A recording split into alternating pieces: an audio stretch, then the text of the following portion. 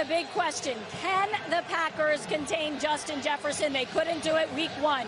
9 receptions, 184 yards, and 2 touchdowns. This week, cornerback Jaire Alexander called that game a fluke. He said, it's not like Justin Jefferson dresses up in a super suit. He's human. He said, he's a good wide receiver, but I'm a good cornerback.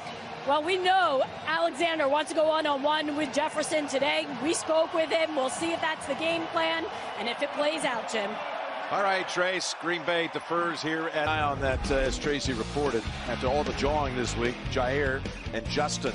No targets here at the start of the game. And you'll see the double team up there. So you're going to put Alexander on him. I mean, what Jefferson has done to start his career, it's literally in Randy Moss territory only, and he's winning. Through his first 3 seasons, he's got the most yards in NFL history. Randy Moss is 2. There's a bunch of other stats like that. Tape, he's learning. He's not a rookie anymore. 2nd and 10. Here we go up top, sideline, and incomplete.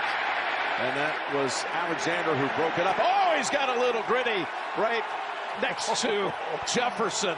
Take that, he says. You're not the only one who can do it. All the kids out there, my kids, yours, they know they wanted to see a gritty at some point, and they got it. But you didn't know it was going to come from Alexander. I don't think they care. They just want to see it, and they love it. And this is a budding rivalry. It's happening right before our eyes. Oh, yeah, take that. Take that. And by the way, go ahead and run that and pause it right here. Right now, Cousins is trying to see if he can get this in cut, but the safety's going to come down.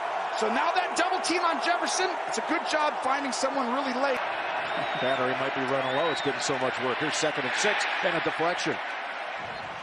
I think this might have been intercepted. It actually gets tipped, but Alexander's doing an outstanding job, and nobody can guard Jefferson. Watch the left side of your screen. It's going to come right into view, and it's just a simple slant. And if that thing wasn't, that ball was going to be the back shoulder. Look at that jam. Nobody does that. I think he might have had that one. I think you're right. And that matchup has been something to watch. Oh, it has. And right now, Alexander's getting the best of him. Quick jumps him real quick on the press. And then this was close. But the ball just barely hung in the air a little long. And then you see the in the face. Yeah, everything but the feigned hamstring pull, which is part of the act for Jefferson. Jim, it's been interesting watching both Jaire Alexander and Justin Jefferson down here on the sideline. Definite frustration by Jefferson as he came over after that last drive and threw his helmet down. Kevin O'Connell needed to talk him through it. On the other side, he is feeling it. Alexander walking up and down the sideline saying, I am locked in on him. I am locked in. There's a little frustration here as you watch Jefferson. Alexander, and then Jefferson's so mad. Oh, elbow right to the back of the ref. He did not like that one. Watch. Accidental. Ooh. That's a good thing he put on the brakes. It's a good thing he wasn't looking at it, because that would have been a penalty. But that's frustration can happen. Everyone's a great competitor. We got to keep your composure. And we're back at the 2-minute mark. Jefferson. I feel good going in here. Watch the bottom. Watch this contact right by there. Alexander. Boom. That's just Jefferson right now. Jefferson is having trouble with this surface, Jim. He's used to contorting his body and doing all these cool things, but he hasn't played outdoors since the Buffalo game, and that's why you have to stay in phase. Go ahead and run that right there. And now pause that right there. So here's Jefferson. You're going to end up throwing to Thielen, but right there, don't run all the way over to the safety. Look at the quarterback. Cousins wants to throw it, and it's just late. It's a good job by Cousins coming all the way back and under, but Jefferson's got to help too.